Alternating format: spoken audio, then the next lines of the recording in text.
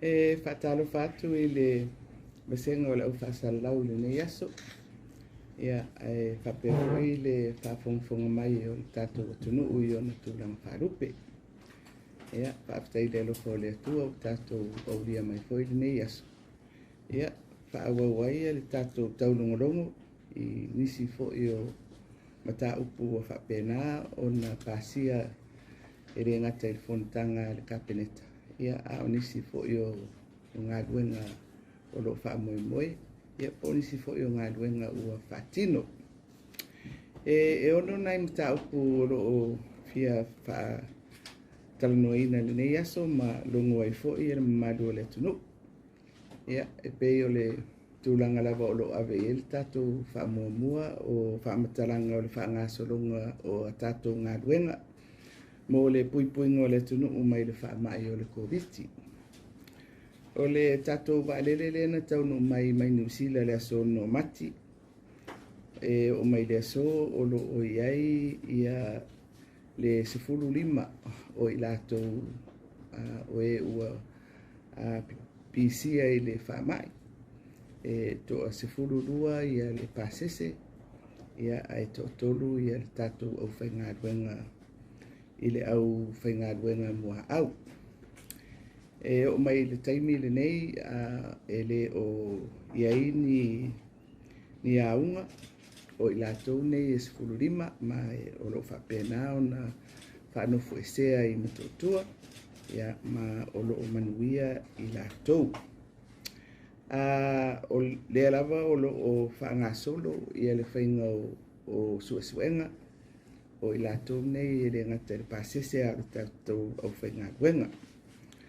Mai ua avea I tua ia le whasefulu o le tātou au whainga duenga mua au ina ua maea ia lātou tui suesuenga e tolu. Ma ua mautino ai ua le toiesisi o le au whainga duenga ua pisia. Ma e langona I lava le nganga whaafitai I le nā tūlanga. O le whaiunga o le masina nei, ia misalo o le awha mai ai ia le whaitau o asolo whanofo e se ai ia le tātou whainga malanga lea mai le sono mati. Tātou se e mai ai lea I le tūlanga o tui. Ia e pei foi ona si le fia o le lava I aso na a mata ona whaangasolo ai tui mo le whanau laiti e 5 tausanga I le 10 tausanga. Mai e o mai le so ua 20 tasi afe, balu se lau, whasfulu tolu. Ia tātou whanau iti ua mai a ia lātou tui mua. Mai tusa lea ma le lata I le 5% o le au whai o tamaiti e tatau ona tui. Mai o le au whai e tatau ona tui o le whasfulu afe ono se lau tolu sfulu ma le walu. Ia, ma o lea o whaasolo pea ia le tuinga mo whanau nei upolu I le vai aso nei. O lo o iai le wha moe moe le vai aso fou. O le a whapena o na se e atu le tuinga o le pasenga lea I le motu I se la whai. O le wha moe lava o le tātou malo, tātou te o atu le whai unga o me, ua mawhai o na mai alelei ia tuinga mo le pasenga lea o tātou whanau, ia mai e mo o mia pea le lua o tui. E whaatino mo le pasenga lea o le 5 tasi tausanga. O se au whainga o tui vaenga ese o le tunu. Ia o le nā ua whaamalaula watu, ia le whanawiti lea ua amata. Mai ua tū nei lātou le 5% o le tui mua. O le pasenga o le 12 tausanga I le 17. Ia o le tui mua ua iwa 13%. O le tui lona lua ua 7 o lata I le 7%. O le vaenga mātutua o le sefulu walu tausaga lea malunga atu ua tatou ausia le lata i le iwa sefulu iwa pasene mo le tui muamua a o le tui lona lua o loo tatou iai nei i le walu sefulu iwa tesi ma le fitu pasene.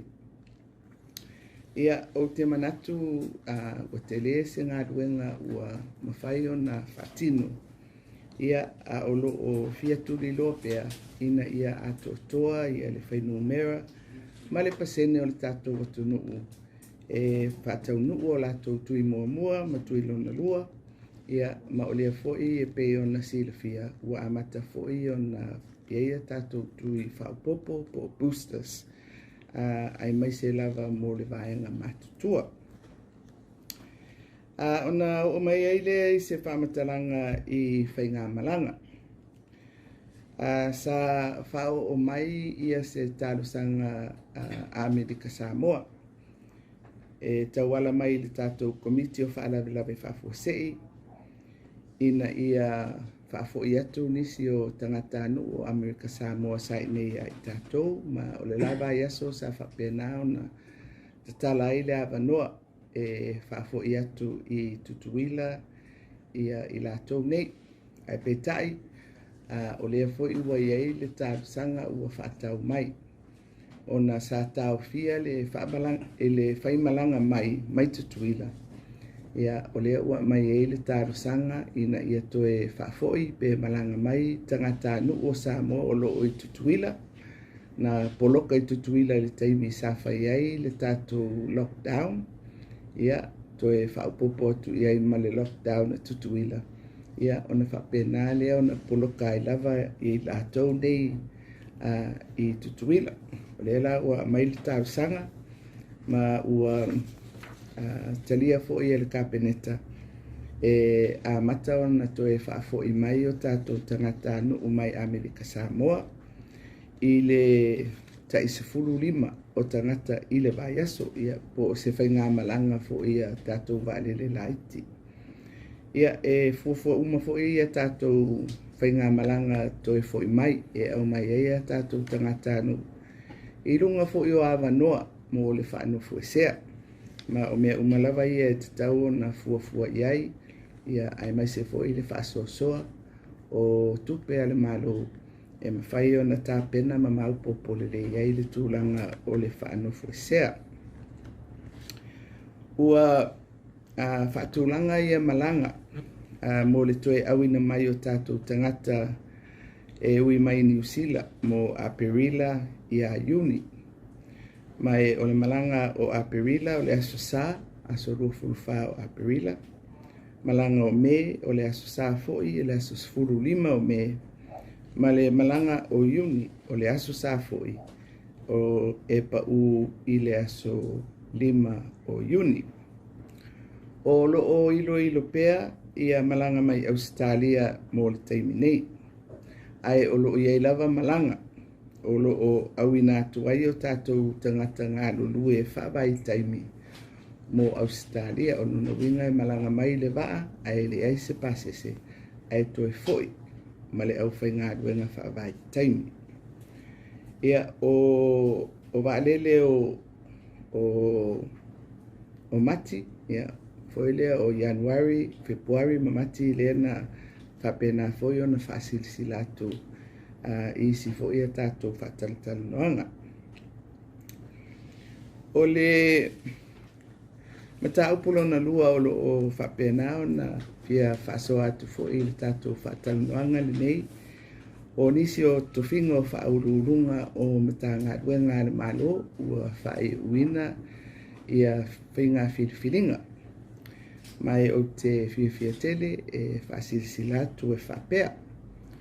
O le ofisa sili o le mtanga luenga o whaalape putonga le malo po le MPE. Ua toe tōwhia i ai le tamaitai o Elita Toala. O Elita o le ulua i whaurulunga lea na tōwhia ina o whaatū le nei matanga luenga. Ma o lo o whaawau pēla na tautua e o mai le so. o le whautuanga fo'i na tatia mai e le komiti sa iloiloina le whainga whaatalo noanga. O le nei a vanua ua whapena o na tari sapaia ma whaamaonia e le tātou kapeneta. O le ofisa sili o kampani o Pulenga o le whapotunga tupe te u whaafai ruenga o mawainga tausia Samoa po le UTOS. Ma ua toe tō fia ia ile tō wha ia te vanga viane tangi lima. O te vanga sa ia tau aveina le nei tofinga i le tolu tausanga taluai. Ma ua toe filifilia le kapeneta e whaawau mo le isi tolu tausanga. I runga fo'i o whautuanga na tuina mai e komiti sa whapea o na whatino ina le ilo ilonga. O le ofisa sili o le matanga luengo tupe. E manatua e tātou sa tausa ili sa tātou tofinga lea ina ua whaamawai le sa ia umia le tofi le tausanga umawai. Ma o lea la ua whirwhili ai le tamaitai o sao le titi ma ewa pithem va ai. O le teimi muamua le nei ua tofi ai sao le titi i le tofinga le nei. Sa amatala na tautua i le matanga luenga o le tupe i le awhi iwa se lau iwa lua. Mai lava i le officer level se ia ina ua o i le officer sili lango i le luafe maleiva. Ona angai ai lea e whainga luenga i le whale tupe o Asia ma le Pasifika i le luafe maleiva. Ma o le taimi le nei o loo whaululu i ai le ofisa o le whale tupe o le lalolangi i Samoa nei. O manatu ua lavata pena sao le titi e taitaia le tātou mtanga ruenga o le tupe mo le isi tolu tausanga. O le ofisa sili o le mtanga ruenga o le palemia ma le kapeneta. Ua whapea o na toe filifilia iai le tō wha i anga fili. Shem leo e whaawau fo i mo le isi tolu tausanga. Mai a bea fo ili nei awa noa e whaamaloa tuai i e ua lautongia mo nei fo i tofinga tā ua mo le malo. Mai o le tatalo ia whapena o na whaatamau a inga ina i lātou e tusai ma le whiriwhiringa. Mai e tā ua tele le whaatu mawina o tātou tofinga nei, ai mai sei e le taitainga o nisi o matanga luenga te tele, ma matanga luenga au tū i totonu o le tātou malo. E le o se tūlanga ese pe tūlanga fōi i nei whiriwhiringa o loo whaanga solo lava e tūsai ma teimi o tātou konkalate ia mawhapena o na whaanga solo i ala o mea e tūsai ma iloilonga ma whainga o whai unga. O le lona tolu o Mataʻafa e fia taulongolongo atu foi. O le whaawawina lea o le whaamatu atu o fsosoani al malo i whaalapo tonga tu maoti a wanga ruenga mo le tau fia o sa wanga i tutonu o ainga. Mai o le tatou kapeneta i le vai aso nei na whaamaoni ai le tuina atu lea o le lua se lau, lua se fulu afe mo whaalapo tonga tu maoti i le atunuu e whea ngai mga luenga o le tau fia o sa wanga. E se fulu tasi ia tātou whaalapo tonga ua tuina atu i ei nei whasosoani tau tupe e ta i lua se fulu afe.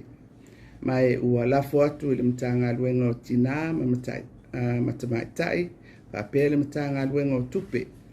Lātou te whaatinoina vaenga mo o mia, mo le whaamatu ina atu o nei whasosoani. O le nei lava Mataʻafa o le tau fia o sa wanga o se Mataʻafa ua au tau sanga. talu ona whaatulai mai, ma o loo whaaua pea ia ngā ruenga. Tele lava ona tauala atu i le tātou mta ngā ruenga o tina ma tamaitai. Ina ia tātou tuli loa ai le manulau ti, o le whaataua o le nofo whaarafani, o le saunga le emu, ia ma le saulotonga o tangata uma.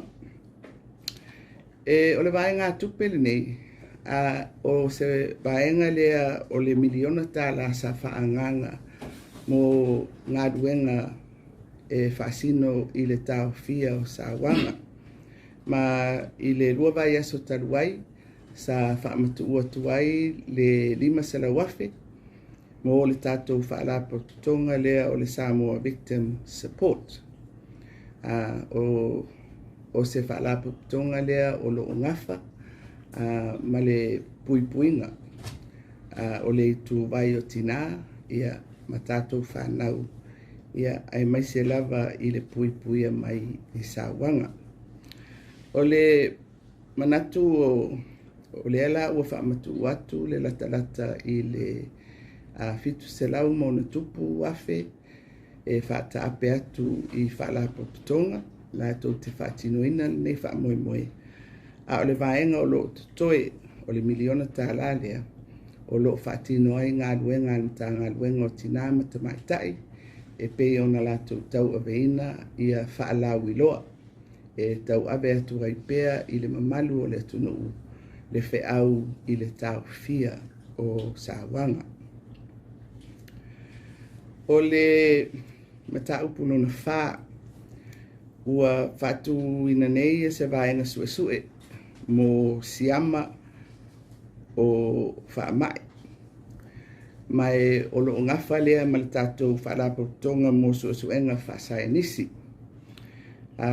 O le nei ngā luenga ua pāsia e le tātou kapeneta i le anganga e langolonga watu ia le nei fo i whaalapo tonga o suesuenga whaasai nisi.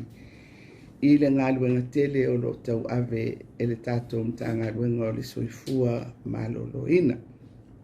Ia, o le naunau ta inga lava, ina ia mawhai o na whaatino i Samoa nei, i tu ai ngā suesuenga whaapitoa, ma whaatino lava e tātou ta ma whanau ua o ina whaapitoa, ia nei suesuenga whaasai nisi, ia ai mai se fo i le whenga iai o le tātou watunuu ma whaamai. Pipisi. Ia, o sesi la asanga lea, mo tātou whaalapo putonga nei o le o suesuenga whaasai nisi. Ia, mai e manatu o se tautua mo o mia lea, e lango mai ai i le tātou ngā luenga o le puipuia pea o le soifua maloloina o le tātou watunu. O le aso tonai, o le afa pea o na whai eise asi singa le kapeneta i whalemai whaitu malo i upolu nei. E au fia ai le tātou whalemai lufi o lalomanu, o pautasi, o saanapu, le tātou whalemai i le malai waalele. Ia o na whai umai ai lea i le tātou whalemai i le urumoenga. E fōri wha moe o le a whapenao na se e atu i le asia singa le kapeneta i tātou whalemai i le motu i sala whai.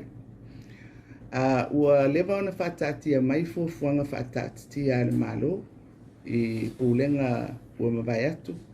Ia o le tau mai fo i le tātou whainga malo o le wha moe lea ina ia whaalelea tātou whalemai whaitu malo. E whapena o na whaalelea i le ngata i no whoanga, a ia whapea fo i o na whaaupopoina le au whainga aduenga. E mawhai o na whaamatu atu i tua i au nanga whaalesoifua maloloina. E whawhaingo fia i fo i mamalu o le tunuu le au tua waane iai, ia tātou whalemai a whaitu malo. Ma tui ti ai fo i le fufusi o tātou whalemai a tūtutonu e pei o na iai i matotua ia whapea fo i mali tātou whalemai i se la fai. O le anganga la o le kapeneta, ona ua lewa ona whaatatia ia fuafuanga, o lo ia i foi tupe ua whaatatia e whaatino ai. Ia o le whaamoemoe, o lea o lo whaangasolo le tātou tala le tupe, ia a o lo mai tauina pea o lo o tuai le whaatino inga o le whaamoemoe, mai e Fiamē Naomi le tātou kapeneta inisi o mafuanga o whapema ai o na whale tonu, ia ni fuafuanga o lewa o na whaatatia, ia ai mai se o lo iei tupe mawhai o na whaatino ai.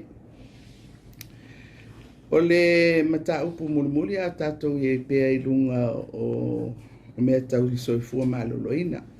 O le tausanga whaale tupe o lo whaangasolo nei, o lo iei le tupe na whaanganga mo tongi fitinga i whafo, e tusalea ma le balu miliona tāla.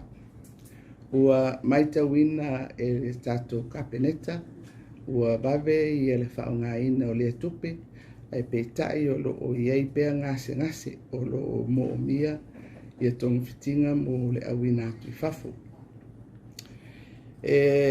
Te le lava nisi o mafuanga, pei o na masani ai o nisi o ngase le mawhai o na tonga fitinga i nei.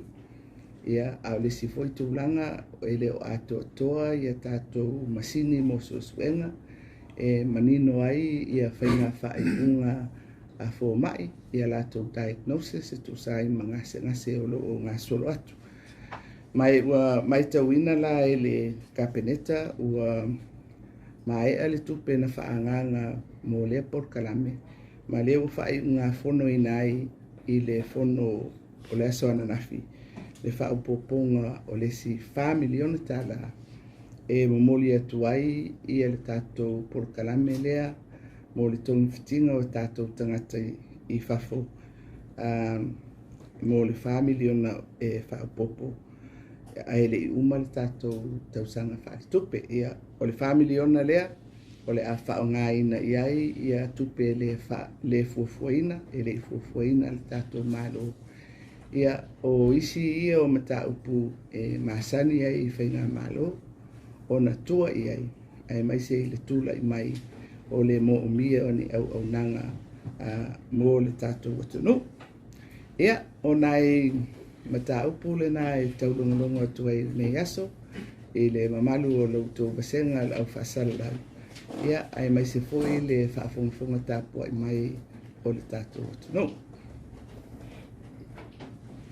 Ia, pe iei ni fisiri.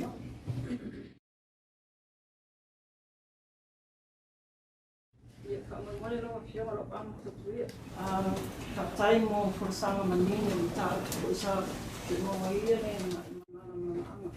Ai o le vaenga le tā mo le asesinga le kapeneta le i mai tumaro.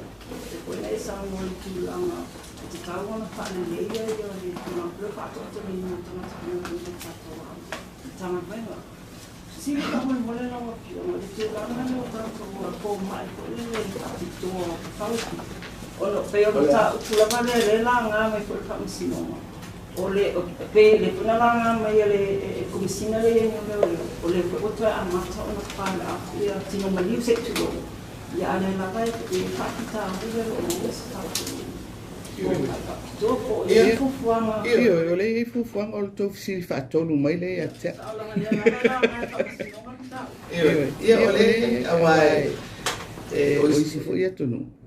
O lai fu mo mia la to fo mai o tu ai nga suenga ia ala la vo ave tato tarsang o vaenga fo mai to tele fo ile e to mai fa to tato soani le mo mai sena. Ia o le nai sa ave fo ia le tato tarsanga o alena ia le swinga fo ile si vaenga le no mai ta iono masina ia ala ave le tato tarsanga se faisi sila ile to inga fo mai le forensic pathologist ona o le fo ua tula i mai le tulanga le te toelanga mai o le si whawhitau li tele le iai fo ile malanga mai o fo mai ia ai mai se ia atunu ia tau la lata o New Zealand Australia ia tūlanga o ile o pui ngol COVID ia mataimi fo i o tangata fo ile whātūlanga ina mo ngā duenga ia male uti fo i o awanoa o whainga malanga pe o mea umai o lea o lo o whawhainga tā ai o nā tātou maua mai ia pe fo i o whainga lea na whai taluai ia o nā malanga mai ia se vaenga o fo mai sainga i o lātou nā ngafa ia male tele o tātou tino mali o sa tālia ia ni suenga o ile whal tūlafo ia o le nganga lava ia o lea e tauna whai atu ia ai pule ai si malo i o lātou fui tangata ma avanoa o lo tuina mai ia a lo whapena lava o na ave tātou tāwasanga. Tasela kasele i lo tā pule pāmoi mole mo fio. E le tua lalo ala sosi o mai tātou e la mai Samoa Medical Association i sama i o minister. Le ele tātou i minister o le tau sangana lea sa tu ina to minister. O le whapentale iai. Ai po le asa kupuanga po se possibility po i o le au mai o se whaia o ma whapitoa e teachia le inga tai le minister. O le situna o le tua lano le au mai le Medical Association. Ia, o mea nā, o mea e umi tei, a o whautuanga fo i ao ngā, mai o e whaile nā fuafuanga a ngā i le aonga, ma mea o lo ave i eile lātou wha mua i a lātou porkarame whai. Ia, o le mea foi lea, i le tau fuafua lava o le whaasoa, i le whaatupe ina o ia so se vaenga lava o le malo. Po fele mea e au ngā le tuu i e o le tupe. Po se whaatu o le porkalame. Pe tau ngofi atu le ave o tātou tangata e hao o ngai whafu. Pe o le mea na e whetu nai ia whai ngā fufuanga fo ia. O ile po ai lava whaia le i al whaiunga. Pe whai atu le kapedeta, pe whai le aonga lo leo lo no foi nei ale tātou aonga whafo mai. O aonga whafo mai, o isi aonga pitu taunga tāia o na whaatino. Mo tātou foi ale tātou university. E le whaapea na le aonga whafo mai la iai. O la iai aonga ese. O ile o le si foi la fesili. Ave umatupe whai ei le simea. Ai tō lai titi tangata e o ngai, el teimi nei pena o tō iwa e ia le tātou porkalame o mofoma. O isi porkalame, ia e tai tō sifuru, 5 sifuru, 6 sifuru, ia tangata o lo o ngai. O mea ia e whea ngai maonga, ma le fuafuanga o le lātou tupe, e wha ngai o ia lātou porkalame mai le teimi.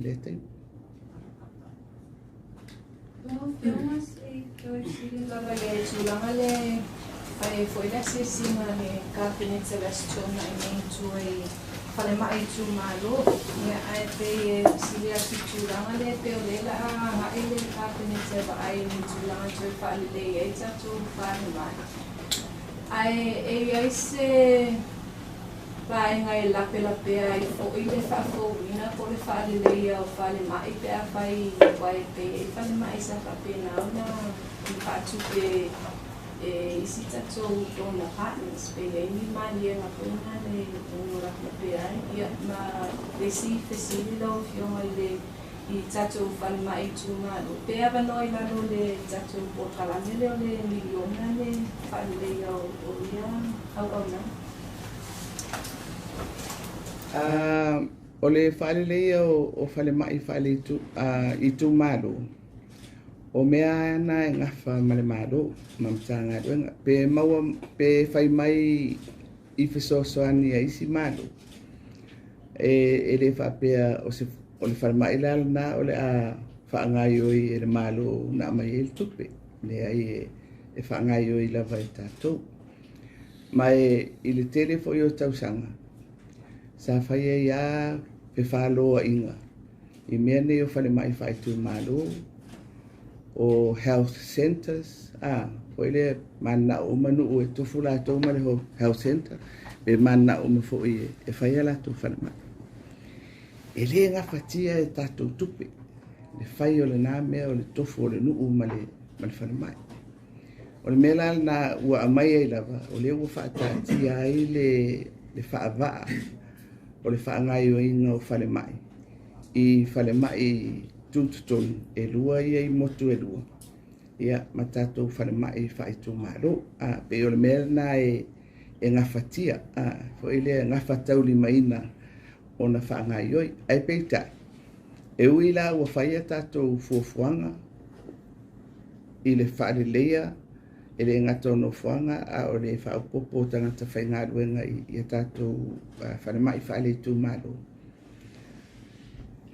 ma ua fa tūlanga fo I tupe faia o le mai tauina e le o tupu o le winga la na o le asisinga le ia o le ale me o le ale toa le ia awa afuafua tu I tupe ai le taunu ia o le fisiri la na e tūlai mai o ile o le ale le toa ia ai ele toa ia no sairi la ia le po la tong fitinga ona nau te inga ia fatino au nanga ile nganga le e fa faingo fie le tunu ona auto va I fa mai fa le tu malo lo le tau malanga mai uma ia tatu fa mai tu tonu I nei polo mo se vai eu filma ele Lela ato wasi silika to fan mai fai tu malo fai mo vai ya. Ese ile wasi singa lama ya so I no fama le ve mea. Lelo ia ile fai tu mo ko no ta tu malo to no. Ya se sila ia te le ata la le fai pui tu ile ia. Ia o le mate watu ile mo ti spin malo le malo pe tu inalo. Ia pe to fau fa le wa o stasilo wa ingo tatu tal fa so fito o le ma fa kolon wa to tilo ni tatu tawla o le ai mai tatu fa le tuai sai io al tatu fa funo tuai io fa pena na le la si le lo più ma te tai man ma o le asisinga le na fai vai sola o le asia o fale mano fuanga o lo fa ngal malo Amatala I fale nei pangasolo atua I le tate ia o atua I vai mea ia ona whangata mai le fale tatalo I lungo le mango vaia ia atonu ai manino ia fale ia te tele lua o lo o ia bainga ese o mtanga nuenga mwhalapak tunga malo o fale fo inei na fausia I lunga o whainga papaanga male malo seina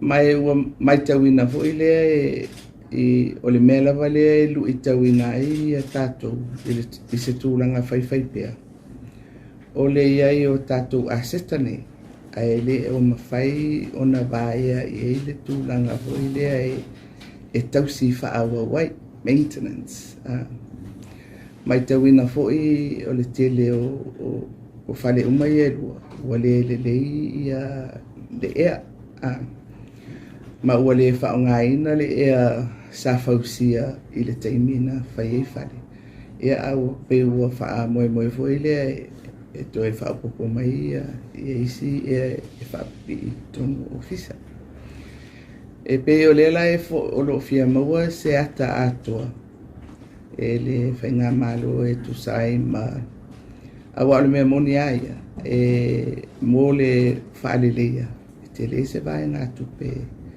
e te tauona whai ai ia ma le winga fo ile pe na whai fo i sau tala taru ai fo ile I le si fo I tu le o le ngā duenga whaare malo o le tausi mea ia ai me se le tausi mea o lo maufua mai ia Peila o le anganga le na o le asiasinga fo I le mataituina po le atonu ale mele o tati ai e fale o lo whaangan malo.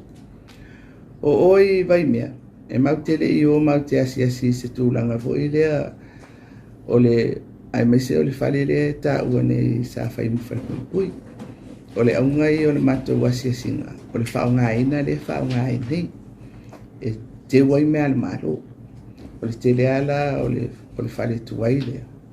O lo abatu i ai a seta ua le toi whaongaina.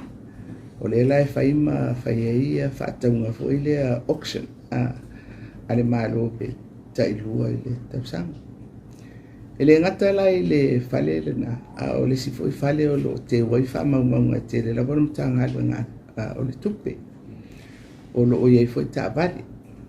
Ia, maisi me whai ngā ruenga ese.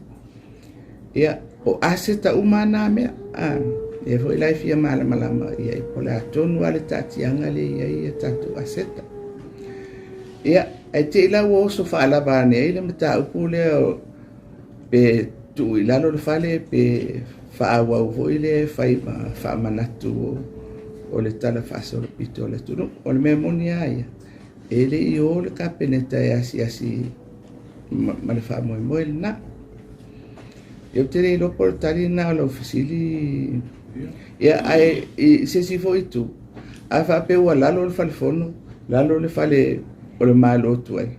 Ai tu ul fal pui na fa sila i lo ma fo fa. Po le atonu an me le fu i le fatau. Ai ia au ave fo i le langa fo i nisi o fina nga. Bisi ai fo le social media ia ma fa i tu si. Ia o me mata te ma fo ia. No, yung nga pagmuli o tato na lang may tutuina. Pon mea tutu sa laman ni travel advisory o tangatali malang may iusin mo tangatali may tutuina pa mo. So 3 weeks quarantine. Lesi ang facility daw yung nga pagmuli o tao po niya tayo no lai malang may pako yung minister o le MCO. Ang tao pula walang may fo inis yung mga natun mo pinangalo may lisito o may misole tuangay ni Apia o o maluinga ya pa may sa imi po niya sa o laban le fai ngay le toy review le o le system po le ataw fia tu mau po lo taw o le ataw fia mo sina taimiya sa itoy tangtanga ilmalo le scheme le ka mo no fio. O le winga o le upu review, o le toe bava ai mai ilo. Ia ai inga o lo whanga solo ai se por kalam. O le mela na le whaik taimine. Wai ei me wali ai mai. E le ngata i Australia pe ona li poti mai e tātou tangata. Ualanga ai fo ila. Pe whawhea le whatinonga o le ngā ruenga i nei e tātou. Wala fili ai le o whainga ruenga. O ai ia e fili ai. Wa o whawhisiri fo e wala. O le whaavai na sa wai o i lato e leini ngā ruenga. Le la o tātou i lone. O le to o tele o la o whainga ruenga. Tangata sa whainga ruenga. O la o fiatu i. O lona winga. O iei fo i la le a whaina o ngā ruenga i tutono o tātou atunu. E pe o mela na o lea e whanga solo ai le iro i longo le tātou por kalame le. O mo se whai unga kapinita lo fio mai li o tia committee le tātou quarantine costs. Ia, o le wa matou ilo, ia le tau. Ia, o le foi la wa ai i options foi e tau ave ai i lato e malanga mai. Ia, ere i whai ala i ese whai unga, o le si foi a whawhisiri le e ave. O le taimi foi o le quarantine. Pe o le si whawhisiri na ni toi ave e le kapeneta e le tātou committee. Foi le pe le ua umitele le tolu vai aso. Ia, ma le si amata upu tele o le ua vatu e le committee a matau na whaatalitala noa. O le asa tātou fuafuanga i se whainga e te tala ai o tātou tua oi whaavao malo. Ia, pe te tau fo i on te tala. Wai lua mea o le te tala, ma le te tala. Ole vangi ona leo uno tato scheme le avenga senga te ko. Lo to fa poco tato family ona da lo le. Tuke pui le fa na kuma. Le fofo. Le fofo. Fatu la fono ina umatu pe fa mole au tangara. Ai ole mate wa. Ole di. So rana imagina io tato to sana fa tu pe le wo mal vangi yo. Ele to tiro foi pulene wo si ma warwa ko tato vangi yo. Si fa mana o ya pe to. Ya, to ro ri ale da o vai mole. We ia to tamata mala to te ta. Ya de to foi le to pito disi tu vai. Ya le fesi di foi le fesi di che no? Ya ele ya le wiri le ro le alu na lautir. Na le tasi le fai pule o le tuanga i leo te loa eo na mai pe angfi na le fionga le teita a fa pe o nisi la heo lato i runga se lato se le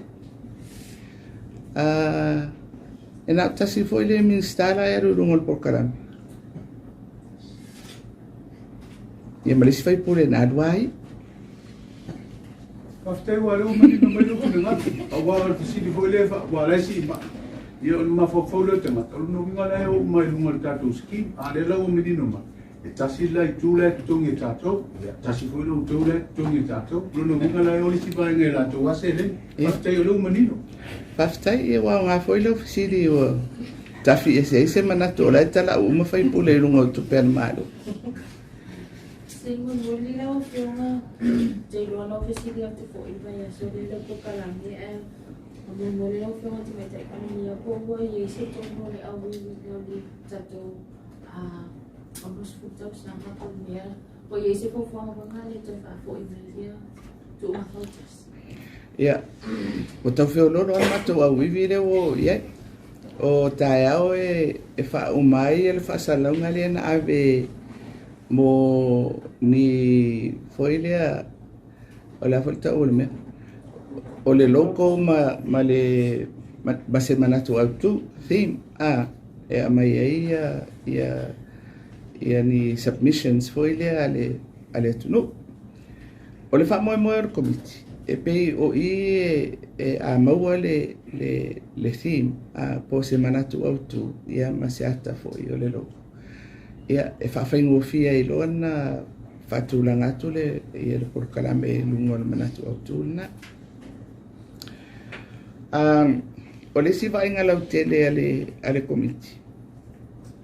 E mo I lava o le tele o tāpenanga fo I lea e whaasino I le aso mo yun. Ia o le tasio aso, lua aso, petolu aso. A le nganga le e le komiti e whaunga ina I le tausanga atua. Ia o le tausanga le tutoe. E fo I le e tuatua I tua le atunu I nisi fo e sauninga titele. E whaunga e whaamanatua ia le tātou ono se fo tausanga. I le nganga fo I le o le la a tutupu mea I vaenga e se le tunu uma. Matai mua ia isi tangata ese mai lo le malo o vai e o le vainga na o le sauninga lava le malo e foi le e whaailo ai le tātou waso lea. Ua o la le mātou talanoanga e tāpena pea I tūlanga masani I aso ia o le o yuni. E le leale tāpena e wha tātia. Ia e fua fo ia tupe. Ai o lo o wha manu mai pea le fesiditele. Pe o atu I le nātai. Tātia ia tātou ia I nei. Tāusia le ise si lockdown. Ai mo tātou ai e mwhaiana whaatino le tātou tuto tasi. O le ua lua tausanga e le I whailonga tino ia le tātou fua. E mwhaiala na whaatino. Na al paulava ia le tūlanga o le e whaafisi. Pe mawhai o na awai mai ia tātou malo wharongia. Ia pe malanga mai fo le tunu o lo fia malanga mai. Ia ona o puipuinga lava o lo ia nei mo le tātou COVID. Ale ua amata ona tamai ia le tatou polokalame. Mai e le whaamoemoe e whaia sauninga, le ua tāpena sauninga masani o taimunuu.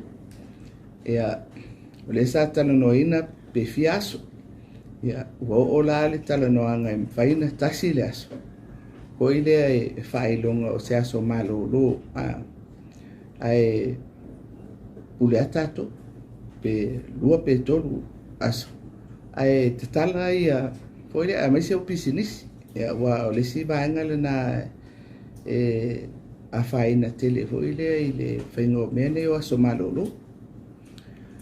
Ai, ko i lea fuafua lava o a activities, e fo le whamoe fia whaitu ngā wā. Ua o le si lava a tūlanga lana e loa i hoi a tātou aso whailonga o tātou tū ngā wā au tō wā mai fo i ei a whioanga e o lātou sā.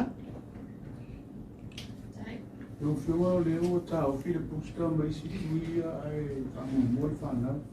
O lea se tana mumulata mai si se tātou tau tui. Mō tūlanga le tuira rau matua matui whaapoko. Ia, o le lavolo i ei le fuafuanga ale komiti, o le tātou target le iai. Ia o atu le whai unga o me. Ua mawhai ona ausia mō vaenga uma. So le, ia o le si mea le a me se hoi le whai le tono tātou putaisa. Tau fuafua taimi foi le mai ai a tātou vai. Ina ia awane i ei se tūlanga foi le pe o tele na wā ia na mai mawai le pe a whapea e o e se a whaina o tātou pusaisa ma tūlanga whapena.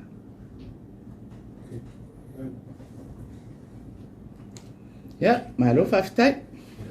Lava ia tara mo ne vai asu.